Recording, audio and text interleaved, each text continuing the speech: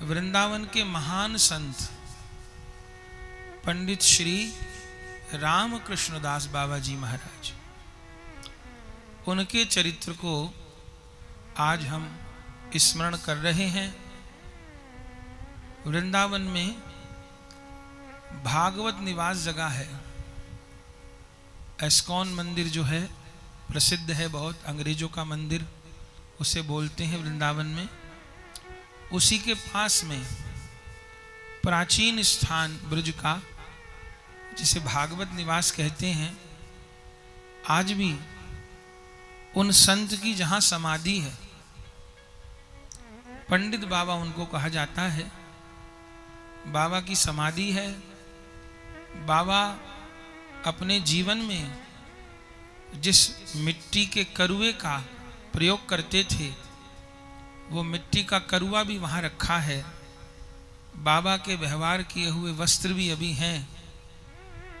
और बाबा के प्राण प्यारे शिष्य श्री कृपा सिंधुदास बाबा जी, उनकी भी समाधि बिल्कुल उनके ठीक बगल में ही है। उनका भी करुआ, उनके भी वस्त्र रखे हैं। बाबा को अभी अंतर ध्यान हुए 100 साल भी नहीं हुए। कोई 84 वर्ष के लगभग बाबा को अंतर ध्यान हुए हैं। कुछ वर्ष पहले तक वे संत लोग थे जिन्होंने पंडित बाबा जी का दर्शन किया था। उनमें से एक महात्मा का हमने भी दर्शन किया, जिनका नाम था पूज्य श्री विष्णुदास बाबा जी महाराज। भागवत निवास में वो रहते थे। वे 14 वर्ष की आयु में बाबा की शरण में आए थे। हमने तो उनका दर्शन 90 वर्ष की उम्र में किया होगा। तब हम 16-17 साल के थे। तो कुछ वर्ष पहले तक माने वे संत लोग भी ब्रज में थे जिन्होंने पंडित बाबा जी का दर्शन किया। तो ऐसे पंडित बाबा के चरित्र को आज हम लोग श्रवण करेंगे, जिनको प्रत्यक्ष जाने कितनी बार राधा माधव का दर्शन हुआ, उनकी कृपा प्राप्त हुई। बाबा जयपुर के रहने वाले थे। ऐसे बाबा के जो पूर्वज थे पंडित बाबा, उनको पंडित बाबा कहते हैं। उनका पूरा नाम है श्री रामकृष्णदास पंडित बाबा जी महाराज। उनके जो पूर्वज थे वो राजस्थान के कामठ ग्राम के रहने वाले थे। और बाबा के जो दादाजी थे वे रामानुजी वैष्णवाचार्य थे, और उनको नारायण कवच सिद्ध था। कामठ ग्राम में वो रहते थे। तो उन दिनों जयपुर के राजा थे, उनका नाम था राम सिंह जी महाराज। तो वो उन आचार्य जी को, माने पंडित बाबा के दादाजी को, आग्रह करके जयपुर ले आए थे और अपने राजकुमार को पढ़ाने का दायित्व दिया था कि आप इतने बड़े आचार्य हो तो हमारे बच्चों को पढ़ाओ। तो फिर वो जयपुर आ गए थे। और जयपुर में गोविंद देव जी का मंदिर है, उसके पास ही उनके लिए घर की व्यवस्था करा दी। और उस जमाने में 2 गांवों की जागीरदारी उनको दे दी, और वे राजा के पुत्रों को पढ़ाने लग गए। उन आचार्य जी के यहाँ, वहां जयपुर में रहते हुए एक पुत्र का जन्म हुआ, जिसका नाम हुआ लक्ष्मी नारायण। वे लक्ष्मी नारायण बड़े हुए, ये पंडित बाबा के पिताजी हो गए। बड़े हुए तो उनको जन्म से ही वैराग्य था। वे छोटेपन में ही वन में चले गए भजन करने के लिए। भगवान सीताराम उनके इष्ट थे। उनको अश्वारोही माने पर घोड़े पर जाते हुए श्री रामचंद्र जी का दर्शन हुआ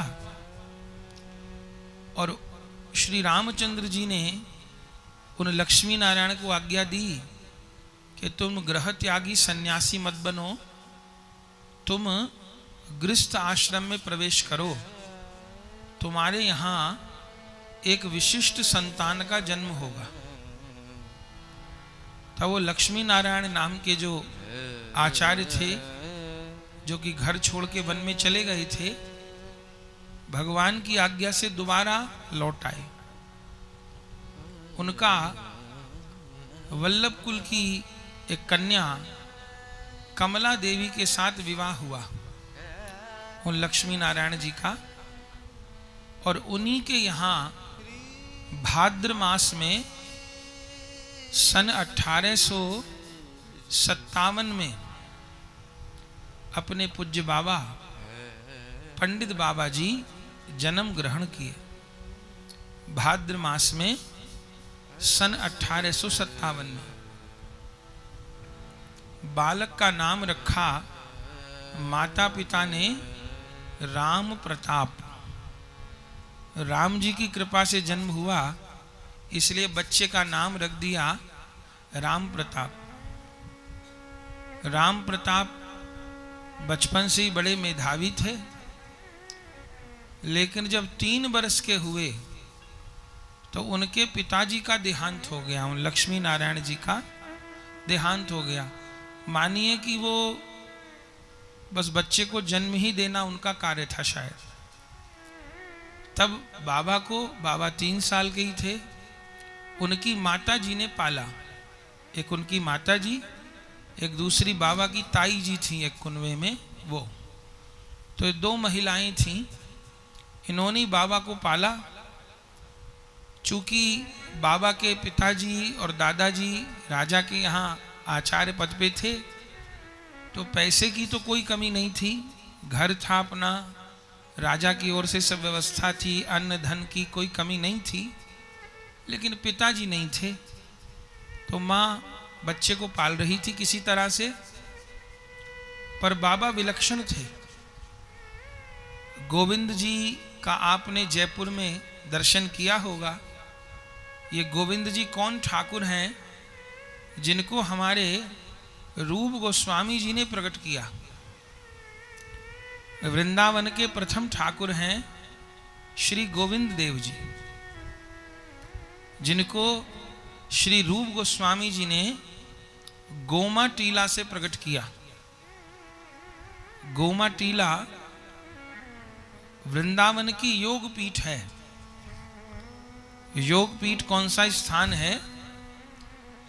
जहां वंशी वट के नीचे कमल पर प्रिया प्रियतम विराजमान होते हैं, उस स्थान को योग पीठ बोलते हैं। तो रूप गोस्वामी जी ने ही योग पीठ को खोजा था और वहां से टीले के अंदर से गोविंद देव जी प्रकट हुए थे। रूप गोस्वामी जी ने उनकी स्थापना की थी। बाद में मंदिर बना, लेकिन जब औरंगजेब का काल आया तब ब्रज पर आक्रमण हुआ। तब सब ठाकुर जी को वृंदावन से बाहर ले जाया गया। उन दिनों गोविंद देव जी को भी जयपुर ले जाया गया। जयपुर में ब्रज के 4 ठाकुर विराजमान है प्राचीन। एक तो गोविंद देव जी जयपुर में ही है, दूसरे राधा दामोदर जी भी जयपुर में है, असली राधा दामोदर जी जयपुरी हैं। तीसरे राधा गोपीनाथ जी मधु गोस्वामी जी के सेवित ठाकुर, वो भी जयपुर में है। और राधा विनोदी लाल लोकनाथ गोस्वामी जी के सेवित ठाकुर, वो भी जयपुर में है। 4 प्राचीन ठाकुर जयपुर में हैं। गोवर्धन नाथ जी नाथद्वारा में है और मदन मोहन जी करौली में हैं। ये ब्रज के ठाकुर ब्रज से बाहर हैं जो औरंगजेब के काल में ब्रज से बाहर गए और अभी तक लौटे नहीं। तो गोविंद देव जी स्वयं प्रगट ठाकुर हैं और रूप गोस्वामी जी के ठाकुर जी हैं। वो जो स्वयं प्रकट हुए, माने किसी ने उनको बनाया नहीं, मूर्ति बनाई नहीं, जो स्वयं प्रकट हुए। तो छोटे से बाबा 3 साल के थे, वहीं मंदिर परिसर में रहते थे और प्रतिदिन गोविंद देव जी का दर्शन करते थे। और छोटे से बाबा की गोविंद देव जी के प्रति क्या निष्ठा थी, वो ये नहीं मानते थे कि ये भगवान हैं या ये मूर्ति हैं, ये ठाकुर जी हैं। वो क्या मानते थे? वो ये मानते थे कि ये भी हमारी तरह कोई हैं, बस ये गोसाई के बच्चे हैं शायद, और बड़े सुंदर हैं तो लोग इनसे बहुत प्यार करते हैं, और गोसाई जी इनको ज्यादा सजा के संवार के रखते हैं, मुकुट वुकुट माला वाला पहना के, बाकी ये भी हमारी तरह हैं, ऐसा बाबा मानते थे। और मंदिर में दर्शन तो करते ही थे, खेलते भी थे। उन दिनों मंदिर में एक गोस्वामी जी सेवा करते थे। गोविंद देव जी में प्राचीन काल से ही गौड़ीय गोस्वामी गणों की सेवा चलती है। तो उस समय गोस्वामी थे, उनका नाम था किशोरी मोहन गोस्वामी, जो गोविंद जी की सेवा करते थे। और उन किशोरी मोहन गोस्वामी जी के 2 पुत्र थे। एक का नाम था कृष्णचंद्र गोस्वामी, दूसरे का नाम था राधा चंद्र गोस्वामी। वो भी कोई ऐसे थे 5-5 साल के बच्चे होंगे, वो भी 5-7 साल के, और बाबा की भी यही उम्र थी। तो बाबा के दोस्त बन गए वो गोसाई के बच्चे। तो उनके साथ बाबा खेलते थे। आपने गोविंद जी का दर्शन किया हो तो गोविंद जी राजमहल में विराजते हैं। बहुत बड़ा राजमहल है, वहाँ ठाकुर जी विराजते हैं, और फिर बाहर बगीचा है, वहाँ सब भक्त लोग बैठते हैं। तो ठाकुर जी मंदिर में विराजते थे महल में, और बाहर बगीचा। तो बाबा दर्शन भी करते थे और बगीचे में फिर वो दोनों गोस्वामी बालकों के साथ में खेलते थे। बाबा रोज खेलते थे और गोविंद जी को देखते जाते थे, खेलते जाते थे। एक दिन वो जो गोस्वामियों के बालक थे कृष्णचंद्र और राधा चंद्र, वो कहीं गए हुए थे। बाबा अकेले रह गए। तो बाबा शाम को खेलने के लिए आए तो उनको दोस्त नहीं मिले उनके, कि हम भी मतलब खेलें किसके साथ में। तो बाबा सोचे आज तो कोई है ही नहीं खेलने के लिए। तो बाबा जो कांच की गोली होती है उसका खेल खेलते, जो कंचा बोलते हैं। पहले तो यही खेलते थे, अब तो बहुत तरीके के खेल हो गए। पहले छोटे बच्चों का यही खेल था। तो बाबा कांच की गोली खेल रहे थे। अब उनके दोस्त तो आए नहीं, तो बाबा अपनी ही कांच की गोली ऐसे हाथ में लेकर के अपने से ही उछाल उछाल के खेलने लग गए कि अब कोई है नहीं, अकेले खेलूं। तो गोविंद जी के सामने घूम रहे थे बगीचा में और खेल रहे थे। उनको नहीं पता था कि गोविंद जी उनको देख रहे हैं। उनको तो यही लगता था इसके बड़े मजे हैं गोविंद के, ये कभी मंदिर से निकलता ही नहीं, और बढ़िया इसको सब लोग पहना देते हैं, सजा देते हैं, खिलाते पिलाते रहते हैं। लेकिन आज बाबा के मन में आया तो गोविंद जी को ऐसे गोली दिखा के बोलने लगे कि आज मेरे दोस्त नहीं आए हैं, गोविंद आज तुम ही मेरे साथ खेल लो। आज मेरे दोस्त लोग नहीं आए हैं तो मैं किसके साथ खेलूंगा। तो ठाकुर जी को कहे आज तुम ही खेल लो। 2-3-4 अच्छा, वो ये उनको ये पता ही नहीं था कि ये कोई मूर्ति है, कि ये भगवान है, कि ये ठाकुर जी हैं। ये सत्य घटना आपको सुना रहे हैं। 2-4 बार तो कहे, और ठाकुर जी का भी मन मचल गया। मंदिर में दरबान रहता है दरवाजे के ऊपर, वह उसको लघुशंका का आवेग लग गया टॉयलेट का प्रेशर उसको हो गया, वो भी भगवान की इच्छा से ही हुआ होगा। अब वहां पर क्या है, अगर कोई फ्रेश होने जाएगा तो फिर वो नहा के वस्त्र बदल के तिलक करके तब दोबारा आएगा, तो समय लगेगा उसको। तो वो जो प्रहरी था, द्वारपाल था, उसको प्रेशर हुआ, आवेग हुआ, वो गया और ठाकुर जी को मौका मिल गया और गोविंद देव निकल आए। अच्छा, गोविंद जी को भी खिलौने रखे जाते हैं। गोविंद जी में छड़ी गेंद का खेल ठाकुर जी को रखा जाता है। तो ठाकुर जी की सोने की गोलियां हैं जिससे ठाकुर जी खेलते हैं, तो वो ठाकुर जी के सामने रखी थी। ठाकुर जी का मन हो गया भाई हम भी खेलें जाके, तो प्रभु अपनी सोने वाली गोली हाथ में लेकर के आ गए बाहर। और राम प्रताप ने स्पष्ट देखा कि ठाकुर जी सिंहासन से उतर के बाहर आ रहे हैं। और आए, अब राम प्रताप को तो कोई अचंबा हुआ नहीं, वो पहले से ही मानते थे कि ये कोई बालक हैं। ये तो जैसे आए तो गोविंद जी को देखा राम प्रताप ने, बोले गोविंद तुम आ गए। गोविंद ने कहा राम प्रताप तो चलो खेलें। अब लगे दोनों खेलने वही बगीचे में।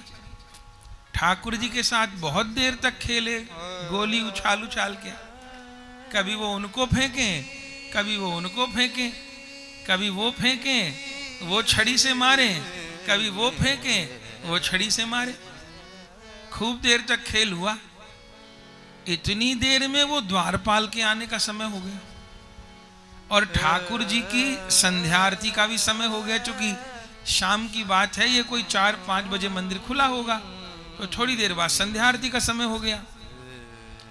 जैसे संध्या आरती का घंटा बजा तो ठाकुर जी को याद आए तो आरती का समय हो गया मेरे।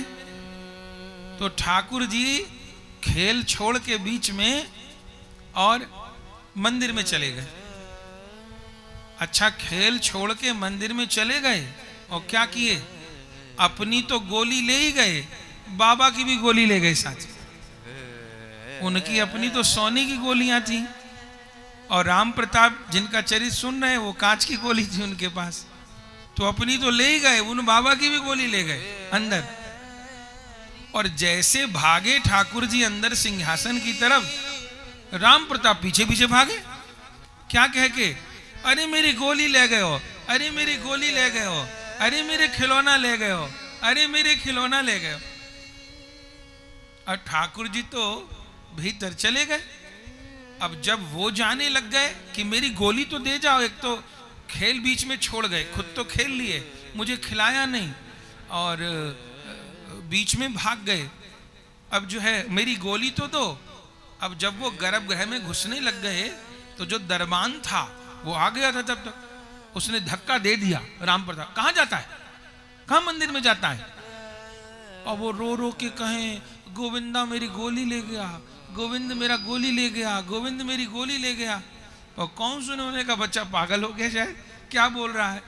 तो बार बार अंदर जाने को कहें पर उनको अंदर कोई जाने न दे, तो दरबान ने धक्का दे के उनको बाहर निकाल दिया। तो बाबा कीर्तन करने लग गए।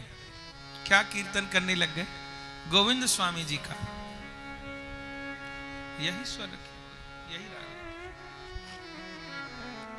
बाबा गाने लगे क्या, पोतले भाज गयोरी गावार, पोतले भाज गयोरी गावार, पोतले भाज गयोरी गावार, पोतले भाज गयोरी गवार, पोतले भाज गयोरी गवार, पोतले भाज गयोरी गवार, पोतले भाज गयोरी गवार, पोतले भाज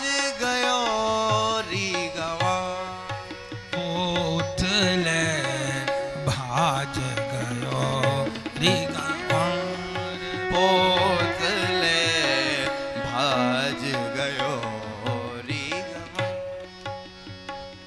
जाय धस्यो मंदिर के भीतर, जाय धस्यो मंदिर के भीतर, जाय धस्यो मंदिर के भीतर, जाय धस्यो मंदिर के भीतर, ठाड़े करी लगवार, ठाड़े करी लगवार, ठाड़े करी लगवार, ठाड़े करी लगवार, पोतल भाज गयो री गंवार, पोतले भाज गयो री गंवार, कबहू तो बाहर निकसे गो, कबहू तो बाहर निकसे गो, कबहू तो कबहू तो कबहू तो बाहर निकसे गो, कबहू तो बाहर निकसे गो, ऐसी दऊंगो गार, ऐसी दऊंगो गार, ऐसी दऊंगो गार, ऐसी दऊंगो गार, पोतले भाज गयो री गंवार, पोतले भाज गयो री गंवार, पोतले भाज गयो री गंवार, पोतले भाज गयो री गंवार, गोविंद स्वामी सो बिगाड़ के, गोविंद स्वामी सो बिगाड़ के, गोविंद स्वामी सो बिगाड़ के, गोविंद स्वामी सो बिगाड़ के, सुख नहीं पावे गो यार, सुख नहीं पावे गो यार, सुख नहीं पावे गो यार, सुख नहीं पावे गो यार, सुख नहीं पावे गो यार, सुख नहीं पावे गो यार, पोतले भाज गयो री गंवार, पोतले भाज गयो री गंवार, पोतले भाज गयो री गंवार, पोतले भाज गयो री गंवार। क्या अर्थ समझे आप?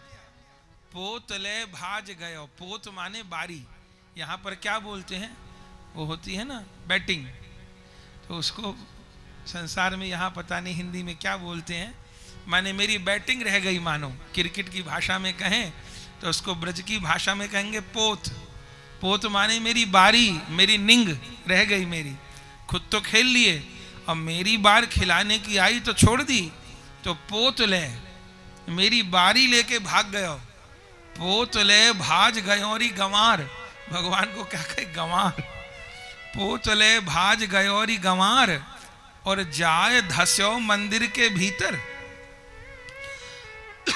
मंदिर के अंदर घुस गया और अब मुझे अंदर नहीं आने दे रहा, जाय धस्यो मंदिर के भीतर, और बाहर खड़े लगवार, बाहर द्वारपाल खड़े कर दिए, मुझे अंदर नहीं आने दे रहा, और कबहू तो बाहर निकसेगो, कब तक घर के अंदर रहेगा देखता हूं, कभी तो बाहर निकलेगा, कबहू तो बाहर निकसेगो ऐसी दंगो गार, कभी तो बाहर निकलोगे मैं तुम्हें बहुत गाली दूंगा। और आखिर में बाबा बोले कि गोविंद स्वामी सो बिगाड़ के सुख नहीं पावे मेरे यार। अरे तुम्हारा भी मेरे बिना मन नहीं लगेगा। कब तक खड़े रहोगे? खड़े खड़े पैर नहीं दुख जाएंगे? मन नहीं करेगा बाहर आके खेलने का? तो गोविंद स्वामी सौ बिगाड़ के सुख नहीं पावे गो यार, पोतले भाज गयोरी गंवार। ऐसे बाबा रोने लग गए। 5 साल के होंगे उस समय। इतनी देर में संध्या आरती करने के लिए गोसाई जी आए। वो तो जानते थे आचार्य जी के बेटे हैं ये, तो उन्होंने बुलाया, बेटा क्यों रोते क्यों हो? तो राम प्रताप क्या कहते हैं, गोसाई जी आज गोविंद मेरी बारी ले गया, और चलो बारी तो ले ही गया, मेरी गोली भी ले गया। किशोरी मोहन गोस्वामी ने कहा, बेटा ठाकुर जी को ऐसे नहीं कहते, इनका नाम है गोविंद देव, ठाकुर जी ऐसा बोलते हैं।